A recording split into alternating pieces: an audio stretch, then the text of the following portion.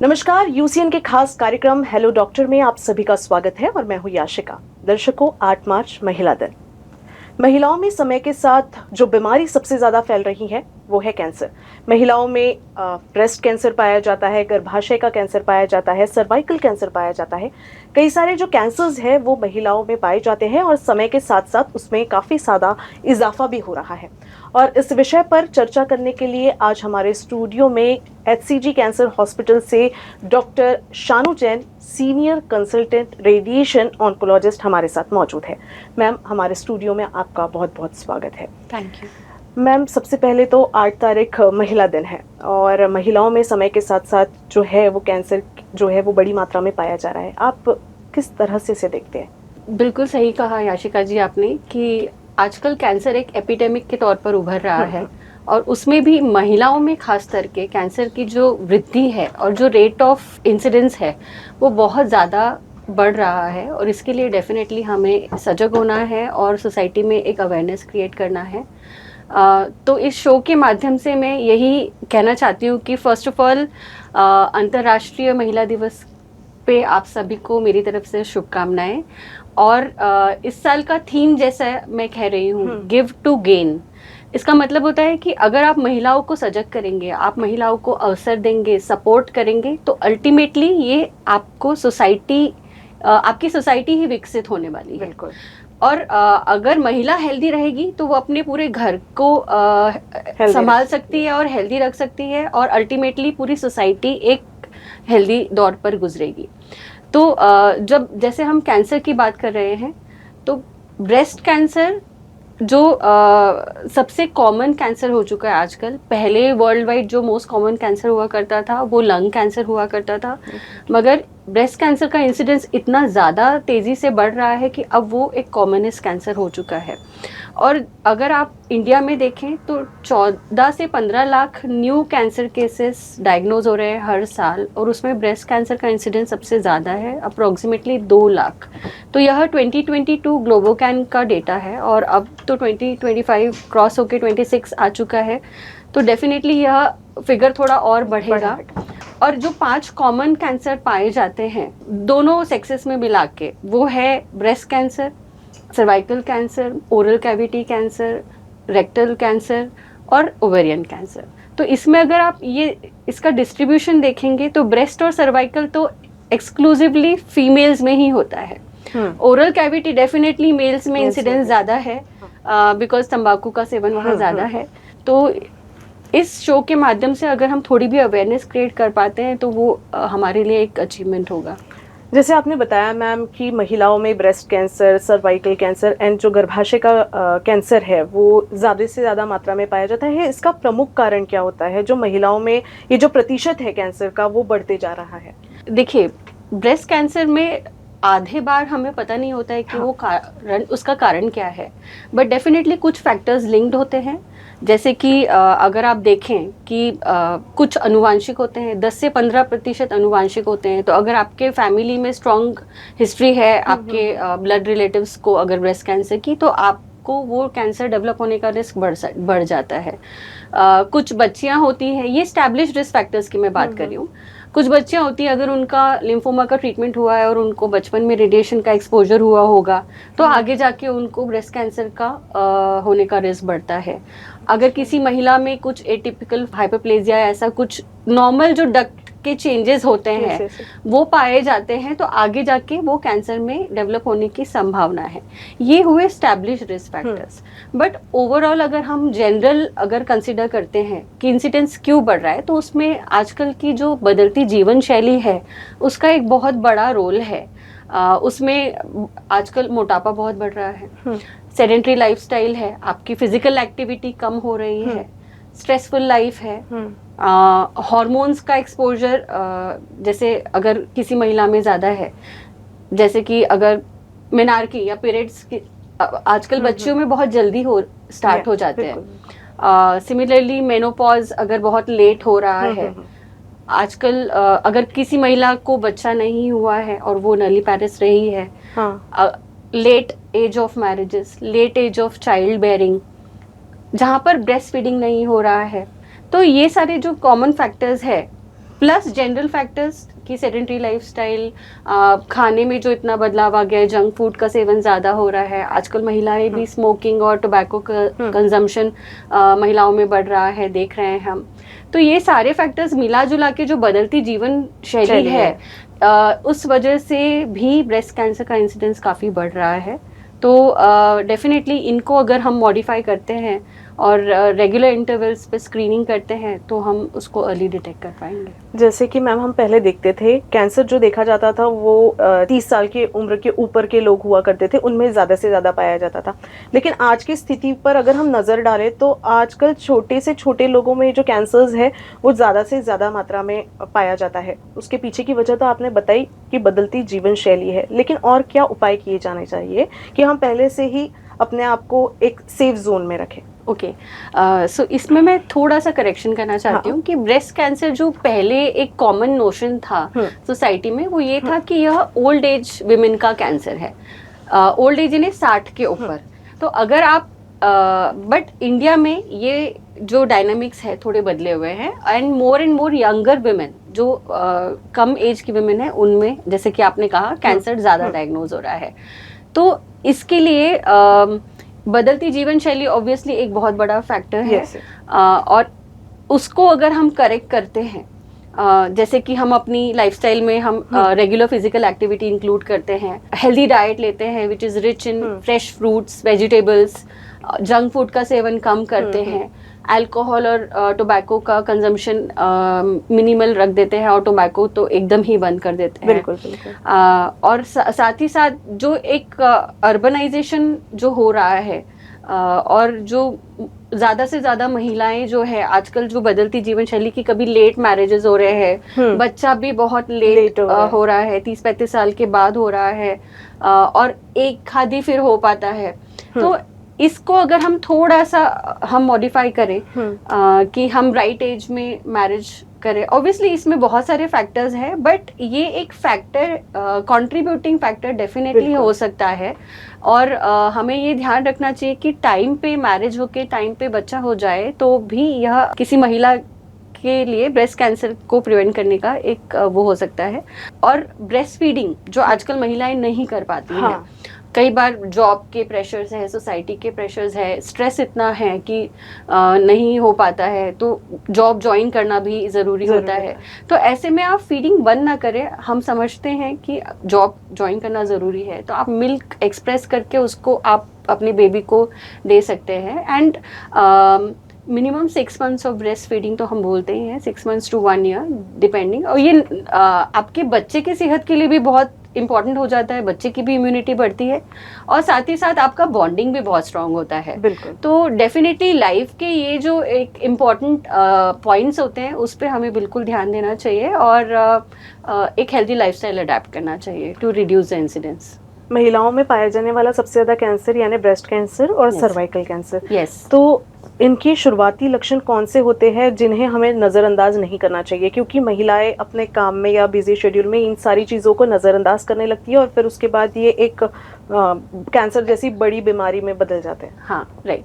तो breast cancer के कारण थोड़े अलग होते हैं और सिम्टम अलग होते हैं, और सर्वाइकल कैंसर के थोड़े अलग होते हैं। तो ब्रेस्ट कैंसर के कॉमन सिम्टम ये हो सकता है कि आपके स्तन में कोई भी एक छोटी सी गांठ हो सकती है, या निप्पल में ब्लडी डिस्चार्ज हो सकता है, निप्पल अंदर धस रहा हो, या स्किन पकरिंग हो रही हो। तो एक इम्पॉर्टेंट मैसेज ये है कि यूजुअली रिप्रोडक्टिव एज के जो फीमेल्स होते हैं उनमें नॉर्मल गांठें होती हैं, तो हर गांठ कैंसरस नहीं है। मैसेज ये नहीं है कि आपको डर में जीना है, मैसेज ये है कि आपको सजग रहना है और कैंसर की गांठ के लक्षण पहचानने हैं। तो कैंसर की गांठ नॉर्मल गांठ से कैसे डिफर करती है? वह हार्ड होती है कंसिस्टेंसी में, रैपिडली उसका साइज बढ़ता हुआ रहता है, और वो सिर्फ स्तन में ही नहीं बगल में भी हो सकती है, और ज़्यादा अगर बढ़ जाती है बिकॉज यह पेनलेस होती है शुरुआती स्टेजेस में। तो अगर वो जब तक कि बड़ी नहीं होती तब तक कि वो पेन नहीं डेवलप होता है। तो इसीलिए कोई भी गांठ है तो आप अपने फिजिशियन से इवैल्यूएट कराएं। कई बार वो नॉर्मल भी हो सकती है, लेकिन अगर कैंसरस रही तो जल्दी पकड़ में आ सकती है।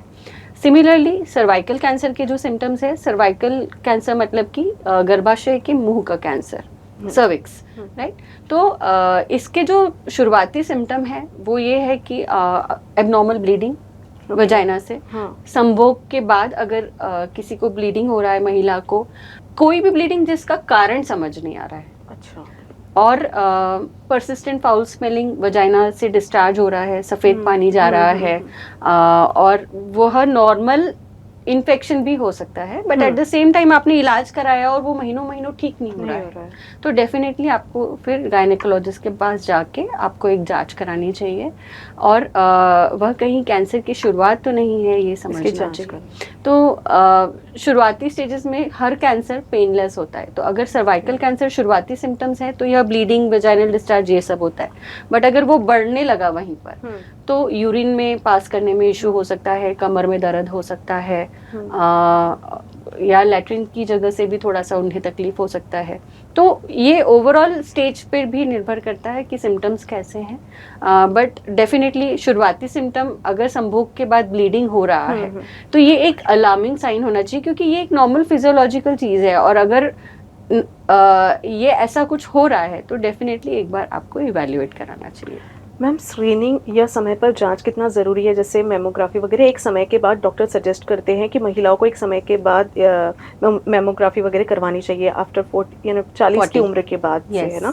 तो ये किस स्टेज पे बहुत ज़रूरी है, किस समय पे करवाना ये बहुत ज़्यादा ज़रूरी होता है, इस बारे में क्या बताना चाहिए? जैसे कि आप ऑलरेडी बता चुके हैं कि जैसे 40 के बाद यूजुअली डॉक्टर सजेस्ट करते हैं वो एक, और 40 के पहले क्या करना है, तो 40 के पहले और 40 के बाद में जो कॉमन चीज़ है, अगर किसी कैंसर को जल्दी डिटेक्ट करना है तो वो होता है सेल ब्रेस्ट एग्जामिनेशन। सबसे आसान और सबसे इजी तरीका है कि आप 10 मिनट खुद के लिए निकालिए महीने में एक बार, और अपने स्तन की जांच करिए। अगर आपको अपने स्तन, ये पल्प ऑफ द फिंगर्स जो होते हैं उससे आपको अपने स्तन को फील करके देखना है कि नॉर्मल टेक्सचर क्या है। तो अगर एबनॉर्मल कुछ भी डेवलप हो रहा होगा तो आपको जल्दी समझ आएगा कि ब्रेस्ट में कुछ सिमिट्री में गड़बड़ है, एक छोटा एक बड़ा तो नहीं लग रहा है, या कोई गांठ तो डेवलप नहीं हो रही है। पैल्पेट करके देखिए, हाथ ऊपर करके देखिए तो उसमें कहीं एक नीचे ऊपर है, कहीं निप्पल तो नहीं दिख रहा, या निप्पल से कोई डिस्चार्ज तो नहीं आ रहा है। तो ये कॉमन चीज़ें जो आप घर पर चेक कर सकती हैं, करिए। और फिर रेगुलर इंटरवल्स पे आप क्लिनिकली डॉक्टर के पास जाके चेकअप तो कराते ही हैं। तो स्क्रीनिंग के लिए हम mammogram after the age of 40 हम ईयरली वन सजेस्ट करते हैं, और अगर उससे छोटी विमेन है तो सोनो मैमो या मैमोग्राम, डिपेंडिंग कि उनका ब्रेस्ट का टेक्सचर कैसा है। और सर्वाइकल कैंसर की स्क्रीनिंग के लिए हम पैप स्मीयर रूटीनली हम रिकमेंड करते हैं, और HPV DNA का भी हम उसमें एक टेस्ट कराते हैं। अच्छा। तो पैप स्मीयर होता ये है कि हम सर्विक्स से कुछ सेल्स लेते हैं और उसकी जांच करते हैं। अच्छा। बिकॉज सर्वाइकल कैंसर जो है मोस्ट कॉमनली जो उसके कारण है वो है HPV वायरस इन्फेक्शन।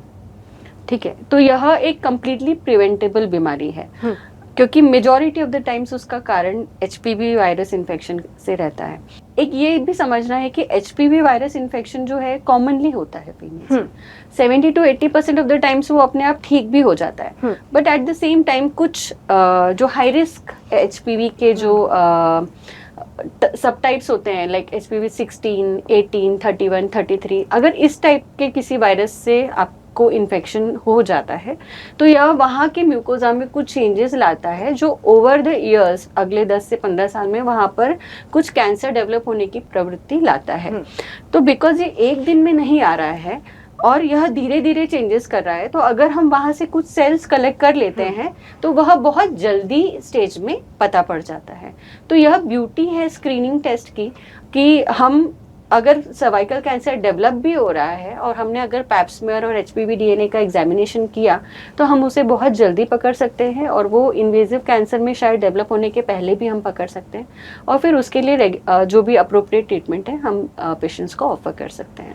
मैम, मैं आपसे रेडिएशन थेरेपी के बारे में जानना चाहूँगी, जिसको लेकर लोगों में तरह तरह की चर्चाएं हैं, बातें होती है, और कई तरह की भ्रांतियाँ भी है। बिल्कुल। तो रेडिएशन थेरेपी देखिए, कैंसर का ट्रीटमेंट मेनली 3 तरीके से होता है।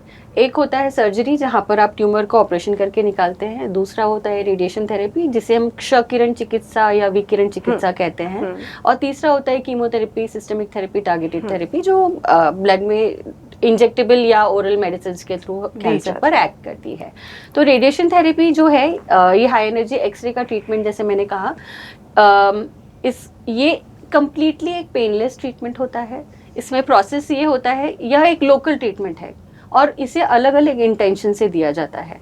किसी ट्यूमर में यह जड़ से ठीक करने के इंटेंशन से दिया जाता है, जैसे कि सर्वाइकल कैंसर, तो उसमें जो प्राइमरी ट्रीटमेंट है, अर्ली स्टेजेस में सिर्फ सर्जरी होता है, लेकिन मैक्सिमम स्टेज 2 ऑनवर्ड्स तो सिर्फ रेडिएशन ही क्यूरेटिव ट्रीटमेंट होता है। तो मेजॉरिटी ऑफ द पेशेंट्स को क्यूरेटिव इंटेंशन, यानी जड़ से ठीक करने के इंटेंशन से रेडिएशन थेरेपी ऑफर करी जाती है। वही ब्रेस्ट कैंसर में तीनों मोडालिटीज का जरूरत है, सर्जरी, कीमोथेरेपी, रेडिएशन थेरेपी। तो यहाँ पर ऑपरेशन के बाद बीमारी वापस ना आए, इस इंटेंशन से रेडिएशन थेरेपी दिया जाता है। और जहाँ पर बहुत ही फैला हुआ कैंसर है, और अगर हमें पता है हम कैंसर को जड़ से ठीक नहीं कर पाएंगे, लेकिन पेशेंट्स के सिम्टम्स को हम कम कर सकते हैं। तो जैसे हड्डी में दर्द है, या अगर ब्लीडिंग बहुत ज़्यादा है किसी महिला को, तो वो सब सिम्टम्स कम करने के इंटेंशन से कम फ्रैक्शंस दिए जाते हैं। तो हम पहले दिन पेशेंट का साँचा बनाते हैं, फिर हम सीटी स्कैन लेते हैं, प्लानिंग होता है, और एक्चुअल ट्रीटमेंट के दौरान पेशेंट को सिर्फ मशीन के नीचे उस साँचे के साथ में लेट कर रहना रहता है। मशीन घूमता है, इलाज हो जाता है, पता भी नहीं पड़ता है। बट एक ये चीज़ है कि वो एक दिन का ट्रीटमेंट नहीं है, प्रायः यह 1 से 1.5 महीने का ट्रीटमेंट होता है। और ट्रीटमेंट में लास्ट में कुछ टेम्पररी साइड इफ़ेक्ट्स आते हैं, मगर ये समझना है कि वो साइड इफ़ेक्ट्स कम्प्लीटली रिवर्सिबल है, और आजकल इतने एडवांस टेक्निक्स हो गए हैं कि वो साइड इफ़ेक्ट्स काफ़ी कम भी हो गए हैं। तो पहले जिस रेडिएशन थेरेपी को लेके जो लोगों के मन में एक डर था कि उससे चमड़ी जल जाती है या छाले आ जाते हैं, मेरे ख्याल से अभी भी है, ये अभी भी है, बिल्कुल है। तो ये जनरलाइज्ड हम इसे नहीं बोल सकते हैं, बिकॉज रेडिएशन एक लोकल ट्रीटमेंट है, जैसे कि मैंने कहा। तो अगर ब्रेस्ट कैंसर के लिए दे रहे हैं तो उनको सिर्फ उसी जगह पर साइड इफेक्ट आने वाला है, उन्हें मुंह के छाले नहीं आने वाले हैं। अगर उन्हें सर्वाइकल कैंसर के लिए रेडिएशन दिया जा रहा है तो साइड इफेक्ट्स आजू बाजू के ऑर्गन के हिसाब से, जैसे लूज मोशन होना या थोड़ा सा उल्टी जैसा लगना, नॉन स्पेसिफिक साइड इफेक्ट हो सकते हैं। तो ये जनरलाइज्ड हम नहीं बोलते हैं कि वो छाले आएंगे ही, चमड़ी जलेगी ही, ऐसा बिल्कुल भी नहीं है। एडवांस टेक्निक से हम ये साइड इफ़ेक्ट्स काफ़ी कम ऑलरेडी कर चुके हैं, और ये टेम्परेरी साइड इफ़ेक्ट्स है। ट्रीटमेंट ख़त्म होने के बाद हफ्ता 10 दिन में मैक्सिमम साइड इफ़ेक्ट्स ठीक भी हो जाते हैं। वर्तमान स्थिति में मैम रेडिएशन ऑन्कोलॉजी में किस किस तरह की सुविधाएं जो है वो नई ऐड हुई है? रेडिएशन थेरेपी एक कंटिन्यूसली इवॉल्विंग थेरेपी है, और आजकल इतने नए एडवांस टेक्निक्स आ गए हैं। तो जैसे पहले के ज़माने में जो ट्रीटमेंट हुआ करता था, उसमें आजू बाजू के ऑर्गन्स को काफ़ी रेडिएशन मिल जाता था, लेकिन आजकल जो एडवांस टेक्निक्स है, IMRT कहते हैं, IGRT कहते हैं, तो इसमें साइड इफ़ेक्ट्स कम काफ़ी अच्छे से हम करने में सक्षम है।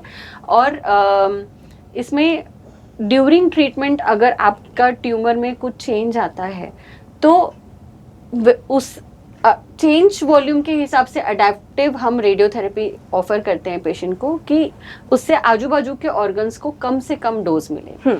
अब जैसे ब्रेस्ट का हम बात कर रहे हैं, अगर लेफ्ट साइडेड ब्रेस्ट कैंसर के लिए हमें रेडिएशन देना है तो हार्ट को भी थोड़ा बहुत डोज जाने का रिस्क रहता है रेडिएशन का। तो लॉन्ग टर्म में ऑब्वियसली यह थोड़ा बहुत हार्ट पर असर कर सकता है। तो इसमें एक न्यूनतम एक टेक्निक आई है जिसे हम कहते हैं ब्रेथ होल्ड टेक्निक।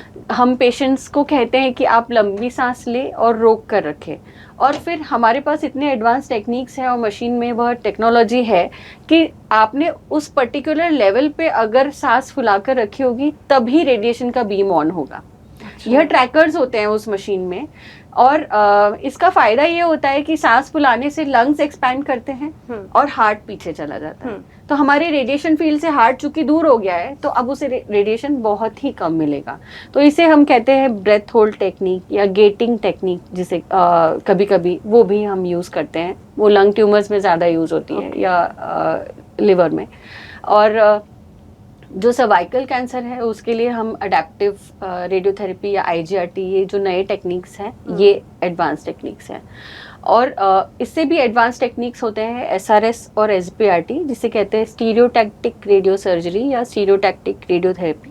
ये कन्वेंशनल ट्रीटमेंट के लिए नहीं होता है, जो रेगुलर ट्रीटमेंट्स है ये उनके लिए यूज़ नहीं होता है। इसके इंडिकेशंस ऐसे होते हैं कि अगर कोई पहले के ज़माने में ब्रेस्ट कैंसर अगर एक या दूसरे ऑर्गन में कहीं फैला हुआ दिखा रहता था तो इवन दो वो एक ही क्यों ना हो, वो मेटास्टेटिक लेबल कर दिया जाता था कि भैया ये स्टेज 4 कैंसर हो गया है। बट आजकल अगर कुछ सिलेक्टेड नंबर ऑफ ऑर्गन्स में या साइट्स में ही अगर मेटास्टेसिस है, सपोज 2 या 3 जगह है, एक हाथ हड्डी में है या एक हाथ लंग में है, तो ऐसे या ब्रेन में है फॉर दैट मैटर, तो हम ऐसे केसेस में SRS या SBRT ऑफर करते हैं, जहां पर हम उस लीजन को क्यूरेटिव इंटेंट से यानी जड़ से ठीक करने के इंटेंशन से बहुत ही हाई डोज रेडिएशन देते हैं, जो सिर्फ 3 से 5 सेशंस में हो सकता है कंप्लीट, और वो उसे हम जड़ से ठीक कर सकते हैं। तो ये बहुत ही हाई प्रिसीजन टेक्निक है, जहाँ पर हमें ऑपरेशन करना भी नहीं पड़ रहा है और हम साइमल्टेनियसली उसे क्यूरेटिव ट्रीटमेंट ऑफर कर पा रहे हैं। तो ये भी एडवांस टेक्निक्स है जिसकी मदद से हम आज स्टेज 4 कैंसर, जो कन्वेंशनली लेबल स्टेज 4 है, लेकिन ऑब्वियसली मेटास्टेटिक बर्डन कम है, हम उसे क्यूरेटिव इंटेंट से ट्रीटमेंट ऑफर कर सकते हैं। कैंसर का नाम लो तो पुरुष हो या महिला, टेंशन तो, और उसके साथ साथ जो सफ़र करता है वो परिवार भी होता है, लेकिन सबसे ज़्यादा अगर इस कैंसर बीमारी में डिप्रेशन में जाती है तो वो महिलाएं। राइट। ऐसे स्थिति में सकारात्मक होना बहुत ज़रूरी है। आप क्या बताना चाहोगे? ये बिल्कुल सही कहा आपने। कैंसर को लेके लोगों को मन में आता है कि अब तो मेरा डेथ सेंटेंस ही आ गया है, तो ये जो ये जो धारणा है इससे मन से निकालना बहुत ज़्यादा ज़रूरी है। इतने एडवांसमेंट्स हो गए हैं कि हमें, अगर हम कैंसर को अर्ली स्टेज में डायग्नोज करके उससे अप्रोप्रिएट तरीके से ट्रीट करते हैं, तो आज की डेट में वो है क्यूरेटिव ट्रीटमेंट है।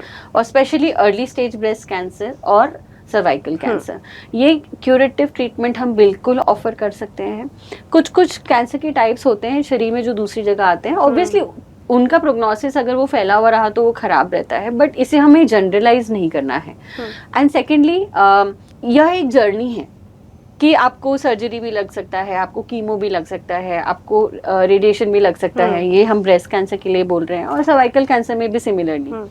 तो अगर आप खुद को मेंटली स्ट्रॉन्ग रखेंगे, आप पॉजिटिव फ्रेम ऑफ माइंड में अगर ये ट्रीटमेंट कराएंगे, तो आपको अगर कोई तकलीफ हो भी रही होगी ना, तो बिकॉज आपकी बॉडी एक पॉजिटिव फ्रेम ऑफ माइंड में है, इम्यूनिटी अच्छी है, आप अपने खान पान पे खास ध्यान दे रहे हैं, हाँ, प्रोटीन लेवल्स और न्यूट्रिशन लेवल्स मेंटेन कर रहे हैं, बैलेंस डाइट ले रहे हैं, तो ओवरऑल आप इस ट्रीटमेंट की टॉक्सिसिटीज़ भी आपको कम रहेंगी, और अगर कुछ हो रहा होगा तो आप उसको अच्छे से हैंडल कर पाएंगे। तो इसीलिए इसमें क्या होता है, फैमिली का भी सपोर्ट बहुत मैटर करता है। बिल्कुल। और क्योंकि ये एक पेशेंट ही नहीं, ये ओवरऑल पूरे फैमिली को अफेक्ट करता है, तो फैमिली मेम्बर्स को भी समझना है कि इनके साथ अभी पेशेंट के साथ जो ट्रीटमेंट है उसमें उन्हें सपोर्ट की बहुत सख्त ज़रूरत है। उन्हें आप साथ देंगे, उन्हें आप मेंटल सपोर्ट देंगे, तो वो ये जर्नी काफ़ी अच्छे से इजीली पार कर पाएंगी। और ट्रीटमेंट के कुछ महीने बाद मैं खुद मेरे पेशेंट्स को इतना देखती हूँ कि वो एज गुड एज एक नॉर्मल लाइफ जीना चालू कर देते हैं, और कुछ सालों में तो वो भूल भी जाते हैं कि उन्हें कभी कैंसर हुआ था, प्रोवाइडेड वो अर्ली स्टेज का हो। और जिन्हें एडवांस भी रहता है उन्हें भी हम काफ़ी हद तक क्यूरेटिव ट्रीटमेंट देते हैं। बट ऑब्वियसली सारे कैंसर पेशेंट्स को हम कहते हैं कि आप रेगुलर फॉलोअप पे रहिए, ताकि अगर कुछ बीमारी वापस पनपने का रिस्क भी होगा तो भी वो जल्दी पकड़ना आ जाए। क्या कैंसर अनुवांशिक होता है? और अगर, क्योंकि हम जब भी टेस्ट के लिए जाते हैं महिलाएं, तो उनसे सबसे पहले, या पुरुष हो, उनसे पहले पूछा जाता है आपकी फैमिली में कोई कैंसर हिस्ट्री है क्या, है ना? और अगर हिस्ट्री है तो हमें पहले से ही कैसे प्रिकॉशंस लेना चाहिए? राइट। तो कुछ कैंसर्स अनुवांशिक हो सकते हैं, like specially breast cancer, ovarian cancer, या मेल्स में कभी कभी जिनमें वो म्यूटेशन पॉजिटिव रहता है, कभी प्रोस्टेट या पैनक्रियास का कैंसर भी दिखता है।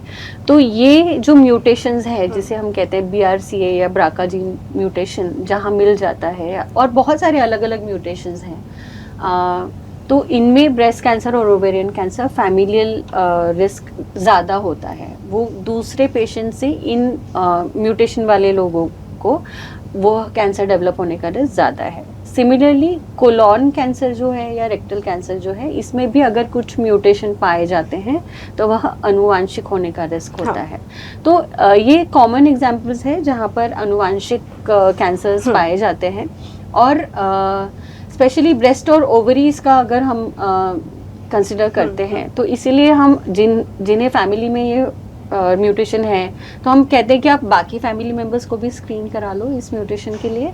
और रेगुलरली, जैसे अगर आप नॉर्मल महिलाओं को बोल रहे हैं 40 के बाद आप स्क्रीनिंग चालू करें, तो हम ऐसे में इन महिलाओं को बोलते हैं 20-25 साल के बाद से ही आप स्क्रीनिंग शुरू करिए। और इसमें मैमोग्राम की जगह बीच बीच में फिर हम MRI भी कराते हैं। मैम, 8 मार्च महिला दिन है, हमारी महिला दर्शकों को आप क्या मैसेज देना चाहेंगे?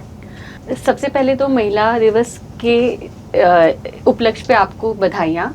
और मेरा मेन मैसेज ये रहेगा कि एज अ फीमेल आप अपने आप को सशक्त करिए, साल में अपने लिए एक दिन निकालिए और अपना हेल्थ चेकअप कराइए। हेल्थ चेकअप में आपके ब्लड टेस्ट वगैरह भी होने चाहिए, और जो स्क्रीनिंग है कैंसर से रिलेटेड वो होता है पैप्समेयर या मैमोग्राम, ये भी कराइए। बिकॉज आप ये साल में एक दिन अगर आप निकाल रहे हैं वो आपकी उम्र में सालों ऐड कर सकता है। तो प्लीज़ हम अगर कैंसर को अर्ली डिटेक्ट करें तो ये हमारे लिए इटसेल्फ एक जीत है, क्योंकि हम आपको एक क्यूरेटिव ट्रीटमेंट ऑफर कर सकते हैं। अगर ब्लड टेस्ट में कोई कैंसर नहीं भी रहा तो कोई दूसरी भी चीज़ अगर बीमारी हो रही है, जैसे कि BP, शुगर, ये जो क्रॉनिक लाइफस्टाइल बीमारियां हैं, ये भी जल्दी डायग्नोज होती हैं। तो बिल्कुल अपने लिए समय निकालिए, और आप अगर हेल्दी रहेंगी तो आपका पूरा परिवार हेल्दी रहेगा। तो stay healthy and stay happy. बहुत बहुत धन्यवाद मैम, आपने बहुत ही अच्छी जानकारी से हमारे दर्शकों को रूबरू करवाया। तो ये थे डॉक्टर शानू जैन, जिन्होंने महिलाओं में होने वाले कैंसर को लेकर बहुत ही अच्छी जानकारी से हमारे दर्शकों को रूबरू करवाया। आज के लिए बस इतना ही, फिर मिलेंगे नए एपिसोड के साथ। तब तक आप देखते रहिए UCN न्यूज़, और UCN के सभी दर्शकों को महिला दिन की हार्दिक शुभकामनाएं।